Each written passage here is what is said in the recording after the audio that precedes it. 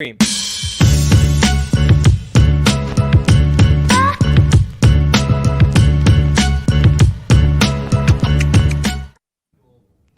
Sylvia, what's up? Welcome to the Power Hour. We are glad to have you here.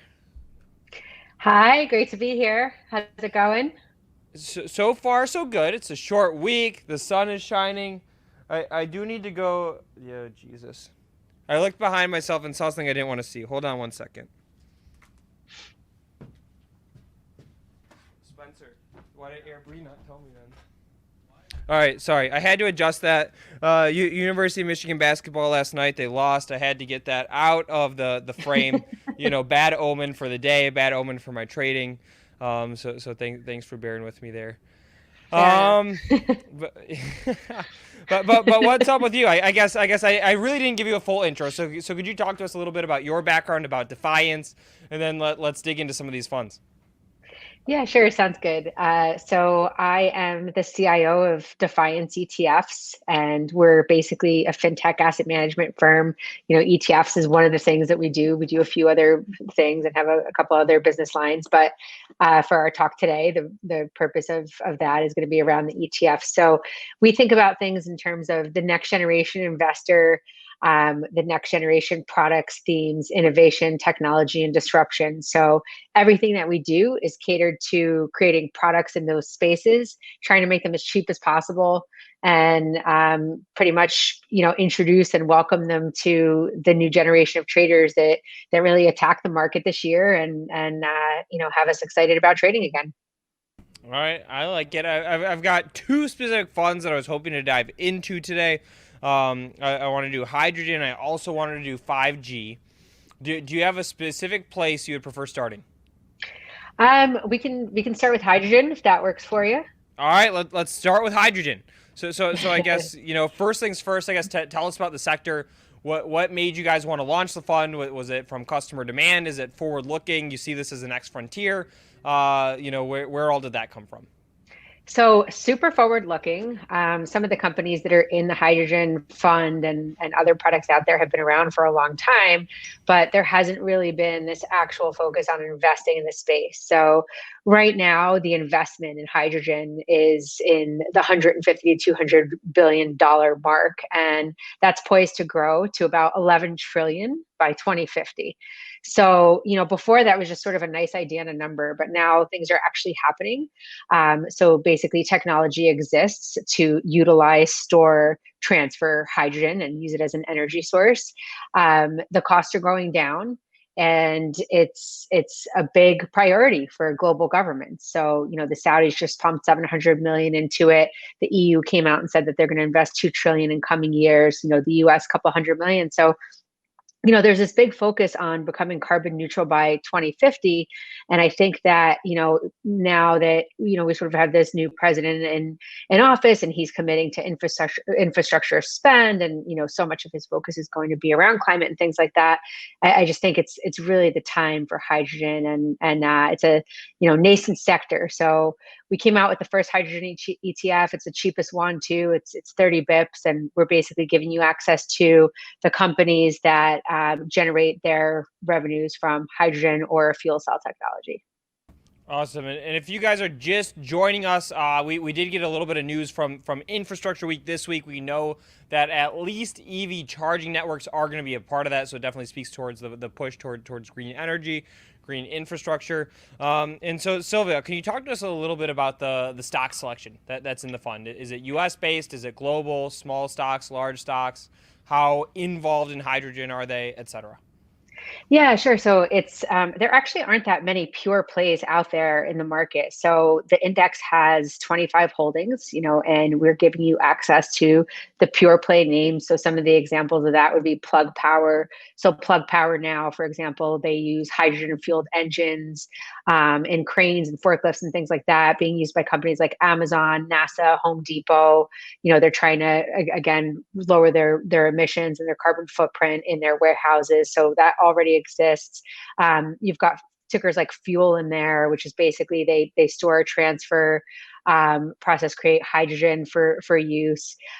So you're looking at companies like that basically that have some sort of research, implementation, or use of hydrogen or fuel cell technology. They're global, so most of the names are domestic, but you do have some overseas names in there, and namely in the countries that have invested a lot in this. So UK is in there, South Korea. You've got some China in there, and it's basically giving you access to all the companies that are on the forefront of hydrogen technology.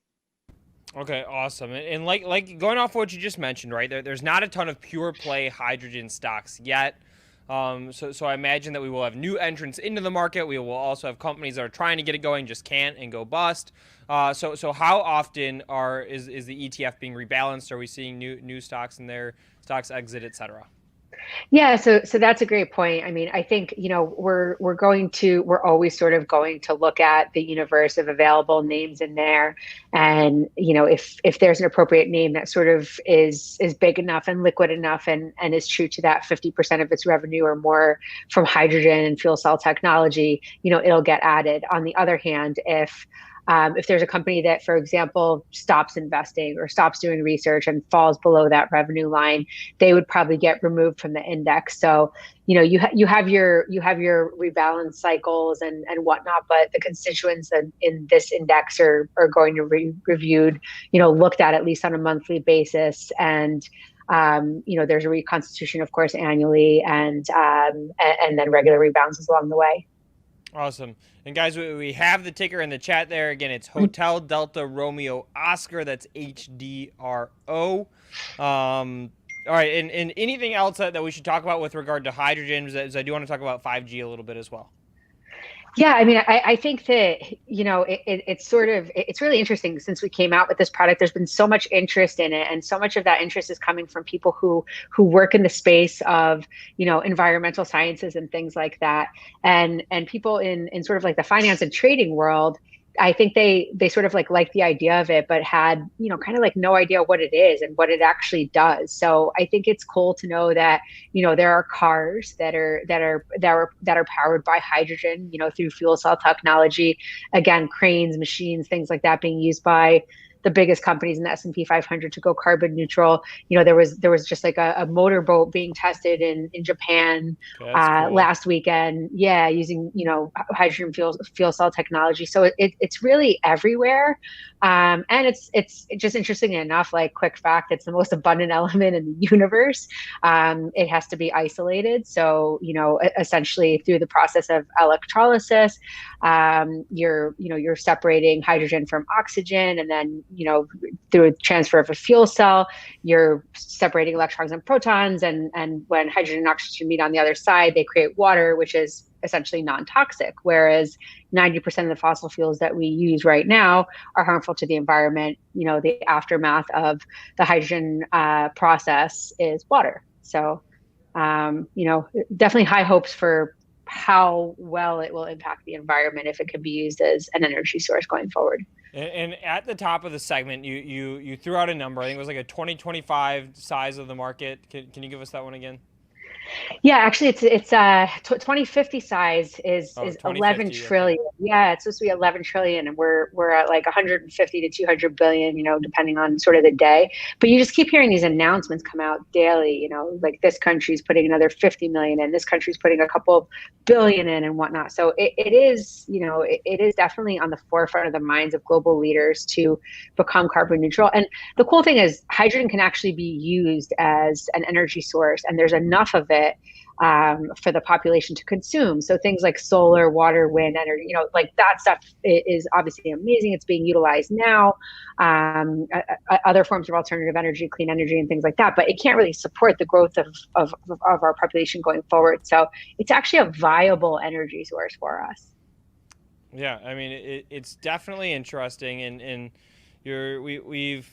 it's been like a hot topic for the past couple weeks, especially on the show. It's like we've had a handful of people in who have talked about either individual stocks, the sector as a whole, etc. I still don't have exposure. I think maybe I should. It's for me, it's not a space that I know well, and that's why like a product like this is compelling for me. Is okay, I don't know the space well. Like very sciencey stocks, I typically avoid just because I think that I'm at a competitive disadvantage in those names. And so I like the idea of just having sector exposure in general. Yeah, Um, for sure. I mean, and that's a great point. And if you look at some of these like plug and fuel, like last year, I mean, they were up triple digits in some cases. So performance is definitely there. And you make a great point. Like, I'm not a scientist either, right? We want to avoid that single stock lack of diversification risk when we put this in our portfolios. I think ETFs are a good way to go. yep, I like it. And again, guys, ticker HDRO, Hotel Delta Romeo Oscar. Somebody in Zinger Nation out there, drop the ticker in the chat. Help me out. Help your fellow Zingers out. And then can we talk about 5G for a second too? Yeah, absolutely. Absolutely. Okay, so 5G is a space that I do have some individual stock exposure. I think that it's a super interesting space. I became a believer when I got the new iPhone that had 5G on it. But before that I was like, LTE 4G, it's pretty fast, but like, what do I need to Yeah. upgrade for? I was like, holy shit, wow, this is blazing fast.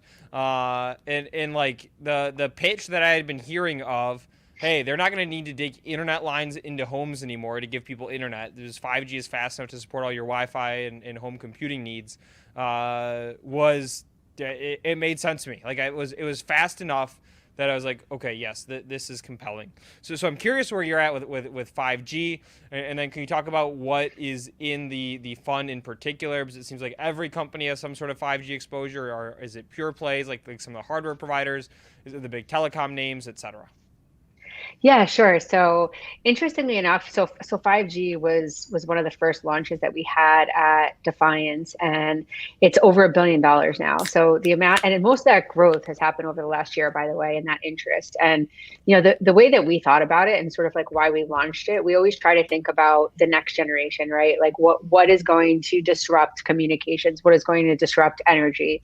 What is going to disrupt, like the tech names, the classic old school software technology companies. So if you look at the major communications ETF products out there and just some of the names in that space, they're like Google, they're Facebook, they're sort of, social media companies and things like that, but which is awesome because they've done really well. But if you want access to pure communication, like, telecom, router providers, broadband networks, cell towers, REITs essentially that have the real estate to build the cell towers and things like that, mobility, chips and things like that. That's what we consider actually what will power the future of communication and 5G. So as you said, Apple came out with the iPhone, and I think that's the first time that like it almost became a real thing to people. Yep. You can turn on the phone and you see that little, yeah, right. And like, and actually it's funny because people point out to me too, like, yeah, I got the new iPhone, but it still says 4G, right? So it does depend on where you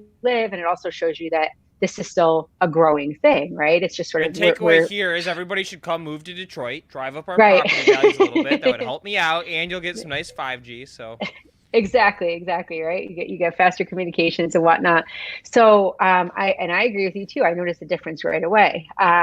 So what does that mean though? Like that will impact every industry that we know. It'll impact AI, driverless cars. It'll impact the healthcare industry and the ability for like doctors, researchers, whatever it might be around the world to share information within seconds that might impact the outcome of a decision that they make in patient care. It'll allow us to share information globally, again, very efficiently and quickly. It's going to affect the way that we communicate and the speed at which we communicate. So what it will do is essentially it's that next generation of communications. Everything will be sort of faster, more efficient, and universally available because of the 5G network and all the companies that go into it. So what's in it? You've got like analog devices, NXP, Qualcomm, Nokia, AT&T, Skyworks. You've got You've got Crown Castle, which is like a REIT company. So it's giving you access to, and it's really interesting too, because if you look at like the banks and when they write about communication and 5G, a lot of them take different approaches. Like I saw a Morgan Stanley piece where they were saying that the future of communications and like where you have to put all your money is cell towers, right? And then another bank comes out and says it's definitely chips, right? Because we need chips for the speed, we need chips for the routers to work, and AI and all that kind of stuff, and the driverless car thing, machine learning, big data processing. So all of these things go into 5G and what a 5G company is. So this our index is actually pretty broad based. I mean, there's well over 150 names in there, and you're getting access to all of these different disruptive sort of trends that go into making 5G work. Yeah, and I noticed that you have two of my favorite stocks in there. One of them I own, and it's in the long-term portfolio. It's not like a swing trade stock for me, but ticker INSG. India November Sandy Gulf. I'm getting killed on it. Well, it's a good one though. It's a good one to own. Yeah, exactly. So my pitch on it basically is, I think that it just makes more sense that Comcast does not have to dig a line into my home to give me internet. Inseego enables my house to get that 5G infrastructure, beam it back out as Wi-Fi for all my devices. And so that's why I really like that one. And I love that you know that stock too. Nobody knows that stock. Yeah, I love that stock too, and I'm getting a little bit hammered on that one too. But I think a lot of that is also just like what's been going on with growth and the 10-year one, and some of these names are being like inexplicably, I think, harmed in the near term, and chip shortage and stuff like that. But totally agree with you. I mean, Inseego is pretty much the brains behind the operation, so yes, it's a great stock to look at. All right, well, it's one of those stocks that I know amazingly well. We don't have time today. But one day, guys, everybody out there in the chat, I'm going to do a full history of Inseego in how Trump crashed the stock 50% but ended up saving the company. That's my teaser for it. Basically, they had a deal on the table with China. It got killed by Trump, and it ended up being amazing for the company long term that it got killed. So we'll do a full history there. And everybody in the chat's asking, I forgot to give the ticker FIVG. Foxtrot India Victor Golf, and Sylvia, I don't know if you're involved in the website at all, but you guys have like the best website ever. Yeah, I give amazing. I give full credit to Jacob Ingram, who's our chief marketing officer. He's awesome. It's super high tech, and I think it fits the spirit of what we do really well. All right, and I see Neil, who's our marketing guy, is in the chat watching too. So Neil, check out the Defiance ETF website. It's a good one. But awesome, Sylvia. Thanks for coming on today. We're talking hydrogen. Thanks for we're having talking me. 5G. I appreciate it. Thank you.